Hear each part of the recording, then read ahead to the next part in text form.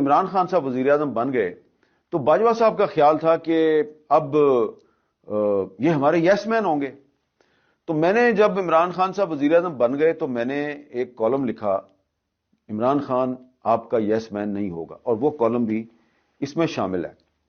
آپ کو یاد ہوگا کہ جب عمران خان صاحب وزیر اعظم تھے تو وہ جنرل باجوہ صاحب کی بڑی تعریفیں کیا کرتے تھے. جب وہ ان کی تعریفیں کیا کرتے تھے نا تو ہم اس وقت پھر دلی دل میں مسکرایا کرتے تھے، اور ببانگ دوہل اپنے ٹی وی پروگرام میں، اپنے کالموں میں میں یہ کہا کرتا تھا کہ یہ بات چلے گی نہیں، کیونکہ باجوہ صاحب جو ہیں وہ عمران خان سے کچھ ایسے کام کروانا چاہتے تھے جو کہ عمران خان کرنا نہیں چاہتے تھے. اچھا، اب کام تو یہ بہت سے تھے، لیکن اس میں میں آپ کو 2 یا 3 چیزیں بتاؤں گا. ایک تو یہ کہ عمران خان صاحب کو یہ کہا گیا کہ آپ اسرائیل کو انگیج کریں. یہ 2019 کی بات ہے.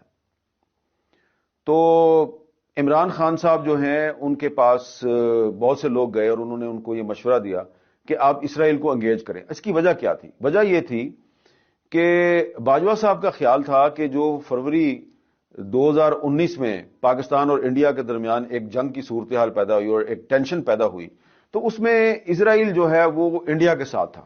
تو وہ ہمیں یہ کہتے تھے کہ جی ہم نے مفت میں انڈیا کو اسرائیل کی صورت میں ایک اتحادی دے دیا ہے، اور بہت سے عرب کنٹریز نے اسرائیل کو تسلیم کر لیا ہے، ہم تسلیم نہیں کرتے، تو پاکستان میں اس پہ ڈبیٹ ہونی چاہیے اور اسرائیل کو انگیج کرنے کی ضرورت ہے. اچھا، اسرائیل کو بیک چینل سے کافی سالوں سے انگیج کیا گیا ہے، لیکن عمران خان صاحب پہ کچھ زیادہ ہی دباؤ تھا کہ آپ اسرائیل کو انگیج کریں.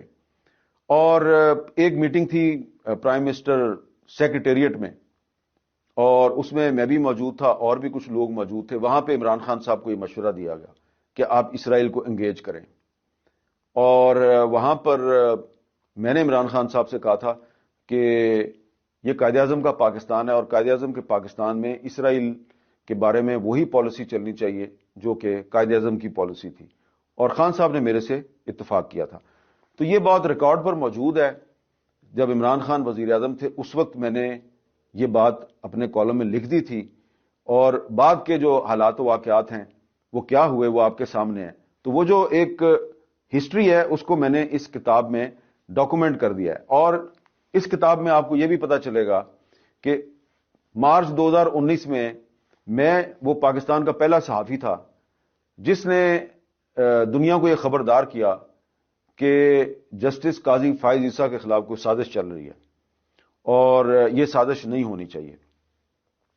اور اس کے بعد پھر میں نے بار بار میں نے یہ خبردار کیا، 1 دفعہ نہیں، 2 دفعہ نہیں، 3-4 دفعہ میں نے کالم لکھ کے خبردار کیا کہ جو لوگ جسٹس قاضی فائز عیسیٰ کے خلاف ریفرنس دائر کرنا چاہتے ہیں وہ خود رسوا ہو جائیں گے. اور میں نے کالم لکھا تھا رسوائیوں سے ڈرتا ہوں، تو وہ بھی اس کتاب میں وہ کالم بھی موجود ہے.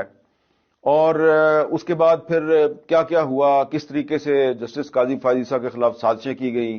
اور پھر عمران خان صاحب جو ہیں، میں نے یہ بھی لکھا ہے کہ عمران خان صاحب جو ہیں وہ بعد میں کہتے تھے کہ جی میں نے یہ سازش نہیں کی، سازش تو کسی اور نے کیا. لیکن بہرحال عمران خان صاحب جو ہیں بطور وزیر اعظم، وہ چیف ایگزیکٹو تھے حکومت کے، تو ان پر یہ ذمہ داری عائد ہوتی تھی کہ اگر سپریم کورٹ کے ایک جج کے خلاف ریفرنس دائر ہو رہا ہے تو وہ اس ریفرنس کی پہلے خود انکوائری کرتے اور اس کے بعد اس کو پریزیڈنٹ آف پاکستان کو بھجواتے، اور پریزیڈنٹ آف پاکستان نے بھی بغیر انکوائری کیے وہ سپریم جوڈیشل کونسل کو بھجوا دیا.